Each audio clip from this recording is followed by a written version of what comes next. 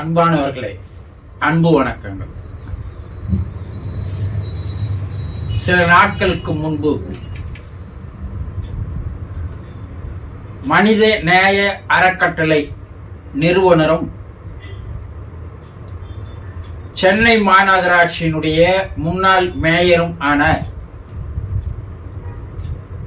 எல்லோருக்கும் பிரபலமான தெரிந்தவரான சைதை துரைசாமியின் ஒரே மகன் வெற்றி என்பவர் கடந்த 4ஆம் தேதி அன்று இமாச்சல் பிரதேசத்திலே சட்லஸ் நதியிலே எதிர்பாராத விதமாக ஒரு விபத்து ஏற்பட்டு அந்த விபத்தில் நதியிலே விழுந்து மரணம் அடைந்தார். 9 நாட்களுக்கு மேல் பல்வேறு துறையைச் சேர்ந்தவர்கள் எல்லாம் அவர் உடலை தேடி தேடி 9வது நாள் அவர் விழுந்த இடத்திலிருந்து 3 கிலோமீட்டர் தூரத்தில் பாறைகளுக்கு இடையே ஆழமான இடத்தில் அவர் உடலானது கண்டுபிடிக்கப்பட்டது. அந்த உடலை சைதை துரைசாமி அவர்கள் அங்கேயே 9 நாட்களாக இருந்து தன்னுடைய ஒரே மகனுடைய உடலையாவது பார்த்து விட வேண்டும், கண்டுபிடித்து விட வேண்டும் என்ற பெரிய கவலையோடு பல வேறு முயற்சிகள் எடுத்து தன் மகனுடைய உடலை கண்டுபிடித்தார். அந்த உடலை நேற்று முன்தினம் சென்னை கொண்டு வந்து கண்ணம்மாப்பேட்டையிலே மயானத்தில் தன் மகனுக்கு ஈமச் சடங்குகளை செய்தார். 45 வயதான வெற்றியானவர் ஒரு சினிமா தயாரிப்பாளர், ஒரு திரைப்பட இயக்குனர். வெளியிடங்களிலெல்லாம் சுற்றுலா தலங்களை எல்லாம் போய் பார்ப்பது, வித்தியாசமான பறவைகளை விலங்கினங்களை எல்லாம் படம் எடுப்பது என்று பொழுதுபோக்காக வைத்துக் கொண்டிருப்பவர். அப்படிதான் அவரும் அடுத்த படத்திற்காக இடங்களை தேர்வு செய்வதற்காக சென்றார் என்றும், விஜய் நடித்த படத்தில் காட்டப்பட்டிருக்கின்ற கழுதை புலி என்பது அங்கே இருக்கிறது, அதை நேரடியாக படம் எடுக்க வேண்டும் என்ற ஆசையின் காரணமாக சென்றதாகவும் கூறுகிறார்கள். இப்போது இறந்து போன அவருடைய ஆன்மா எந்த நிலையில் இருக்கும்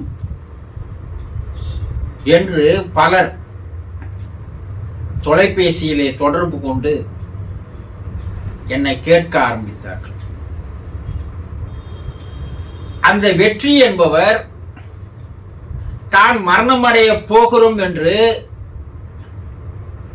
தெரிந்து கொள்ளாதவரை திடீரென்று எதிர்பார்க்காத விதத்தில் மரணத்தை சந்திக்கும் போது அவர் எவ்வளவு பயந்திருப்பார், எந்த அளவிற்கு அதிர்ச்சிக்குள்ளாகியிருப்பார் என்பதையெல்லாம் நினைத்து பார்க்கும்போது அந்த ஆன்மாவானது அந்த கடைசி நிமிடங்களில் தன்னுடைய தாய் தந்தையரை தன் மேல் அதிகமான அன்பு வைத்து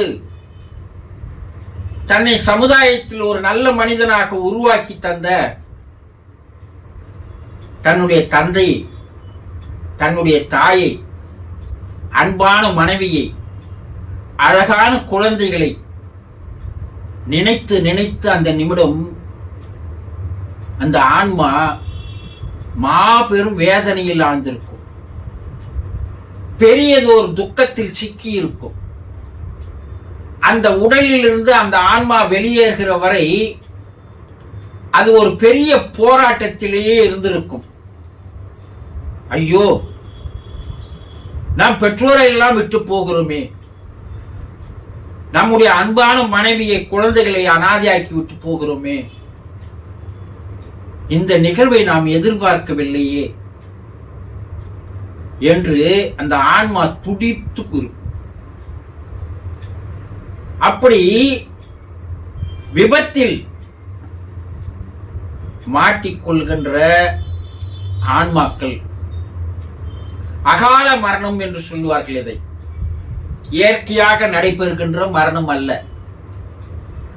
அகால மரணத்தில் இறந்து போகும்போது எந்த இடத்தில் அந்த உடலானது பாதிப்புக்கு உள்ளாகிறதோ, உயிர் எந்த இடத்தில் அந்த உடலில் இருந்து வெளியேறுகிறதோ, அந்த ஆன்மா அந்த இடத்திலேயே அந்த உடலை சுற்றிய வண்ணம் தான் இருக்கும். அந்த இடத்தை விட்டு வெளியே போகாது, அங்கேயே சுற்றி கொண்டுதான் இருக்கும். அந்த உடலானது தீயிட்டு எரித்தாலோ மண்ணில் புதைத்தாலோ அப்போதுதான் அந்த உடலுக்கும் ஆன்மாவுக்கும் இருக்கின்ற இணைப்பானது, தொடர்பானது அருந்து போகும். அது வரைக்கும், அந்த உடல் இருக்கின்ற வரைக்கும் அந்த ஆன்மாவானது அங்கேயேதான் அலைந்து கொண்டிருக்கும், திரிந்து கொண்டிருக்கும். 9 நாட்கள் அந்த சட்லஸ் நதியிலே அந்த உடல் இருந்தது. அப்போ வெற்றியினுடைய ஆன்மா அந்த இடங்களிலே தான் அலைந்து திரிந்து கொண்டிருக்கும்.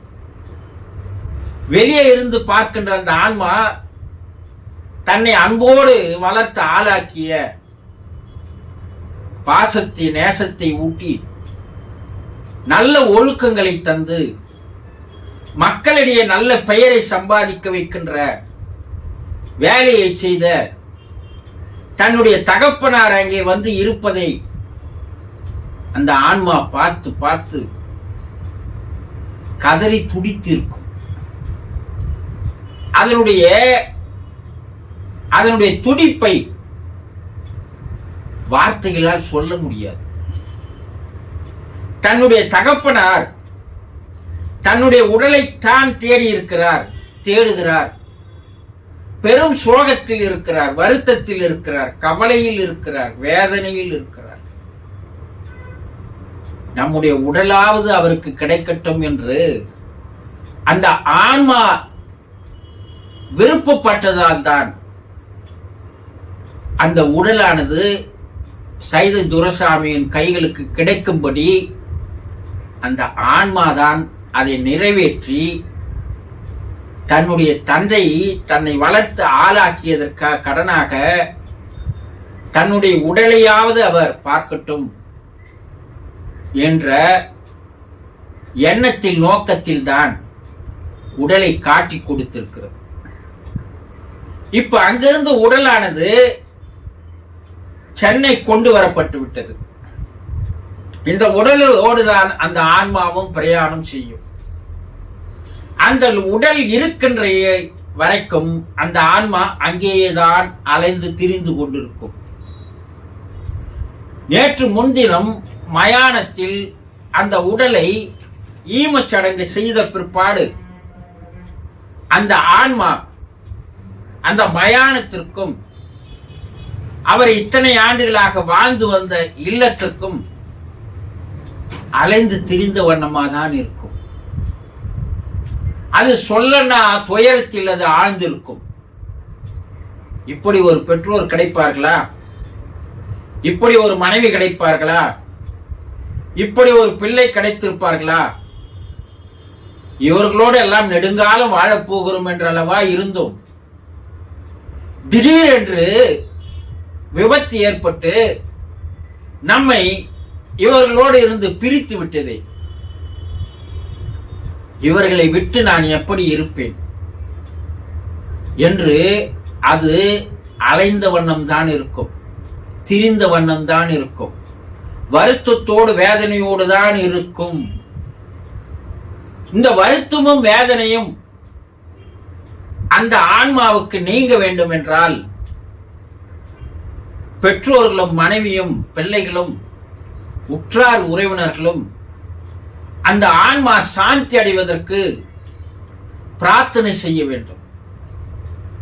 நாங்கள் உங்களை விட்டு பிரிந்தது பெரும் சோகம்தான், பெரிய துயரம்தான், தாங்கிக் கொள்ள முடியாத ஒரு கவலைதான்.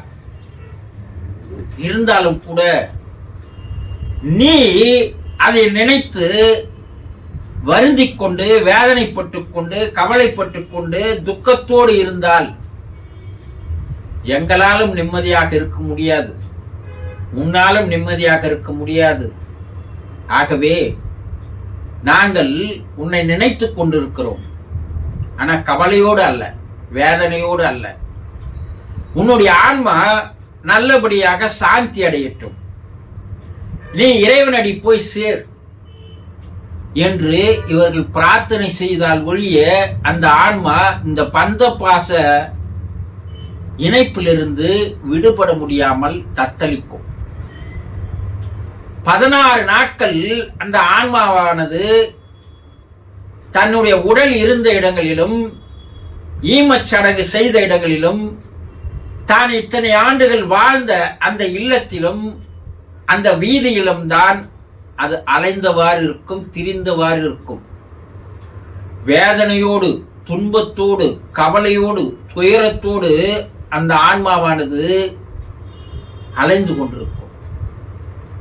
அதற்கு ஒரே வழி பெற்றோர்கள், மனைவி, பிள்ளைகள், உற்றார் உறவினர்கள் 16வது நாள் ஒரு சடங்குகளை செய்வார்கள். அந்த சடங்குகளை அவர்கள் சரியான முறையில் செய்வதோடு அந்த ஆன்மாவை நினைத்து பிரார்த்தனை செய்து இந்த பந்தபாச இணைப்பிலிருந்து அந்த ஆன்மாவை விடுவித்து அதை சுதந்திரமாக விட வேண்டும். அந்த ஆன்மா மேல் உலகிற்கு சென்று அங்கே தன்னுடைய தாய் தந்தையினுடைய அன்பை, அந்த பாசத்தை எல்லாம் வைத்து மறுபடியும் எனக்கு அதே குடும்பத்தில் வந்து பிறப்பதற்கு ஒரு வாய்ப்பு தர வேண்டி இறைநிலையிடம் அது பிரார்த்தனை செய்யும். வெற்றி எங்கேயும் போய்விடவில்லை. வெற்றி அதே சைதை துரைசாமியினுடைய குடும்பத்திலேயே சில ஆண்டுகளுக்கு அப்பால் அவர் வந்து பிறப்பெடுப்பார் என்பது நிச்சயமான நிரூபிக்கப்பட்ட உண்மைகள். இந்த நிலையில் இருக்கின்ற அந்த ஆன்மாவை எத்தனை பேர் வந்த அவருடைய தேகத்தை, உடலை அவருக்கு மரியாதை செலுத்தினார்கள். அவர் எல்லா நல்ல குணங்களோடு எல்லாருக்கும் உதவி செய்து வாழ்ந்து வந்தார் என்பதையெல்லாம் நேரில் நாம் பார்க்கும்போது அந்த ஆன்மா நாம் வாழ்ந்த வரைக்கும் எல்லோருக்கும் நல்லதே செய்திருக்கிறோம் என்று சந்தோஷப்படும். அதே நேரத்தில் உதவி பெற்றவர்கள், அவரோடு பழகியவர்கள், உறவினர்கள் எல்லாம் அந்த ஆன்மா சாந்தி அடையட்டும் என்று கூறும்பொழுது அந்த ஆன்மா சுதந்திரமாக மேல் நோக்கி செல்லும். இந்த 16 நாட்களுக்கு அந்த ஆன்மா அங்கேயேதான் இருக்கும். இன்னும் 4-5 நாட்களுக்கு மயானத்திற்கும் அவர் வீட்டிற்கும் வந்த வண்ணம் போன வண்ணமாக தான் இருக்கும். அதை விடுவிக்கும் போது 16வது நாள் சடங்கில் இருந்து விடுவிக்கும் போது எல்லோரும் சேர்ந்து அவர்கள் பிரார்த்தனை செய்யும் போது அந்த ஆன்மா எந்தவித கஷ்டமும் இல்லாமல் மேல் உலகம் செல்லும். இதுதான் அந்த ஆன்மாவுடைய இன்றைய தற்போதைய நிலை. இது வேத காலத்தில் இருந்து ரிஷிகள், முனிவர்கள், யோகிகள், ஞானிகள் எல்லாம் ஒருவன் இறந்த பிற்பாடு அவனுடைய ஆன்மாவின் நிலை என்ன என்பதை எல்லாம் விலாவரியாக கூறியிருக்கிறார்கள். இன்றைய ஆவி உலக ஆராய்ச்சியாளர்களும் இதையேதான் கூறுகிறார்கள். இன்னும் 4-5 நாட்களுக்கு அது தன்னுடைய பெற்றோருடைய பாசத்திலிருந்து, அன்பிலிருந்து அது விடுவித்து போக முடியாமல் தத்தளிக்கும். பெற்றோர்கள் நல்ல முறையில் ஒரு பிரார்த்தனை செய்து, உன் ஆன்மா சாந்தி அடையட்டும், நீ சந்தோஷமாக விடுதலை பெற்று மேலே போ என்று அவர்கள் பிரார்த்தனை தான் அந்த ஆன்மாவை மேல் உலருக்கு கொண்டு செல்லும். அடுத்த ஒரு பிறப்பு அதே குடும்பத்தில் தான் வந்து பிறக்கும். இதில் எந்த விதமான சந்தேகமும் இல்லை. வணக்கம்.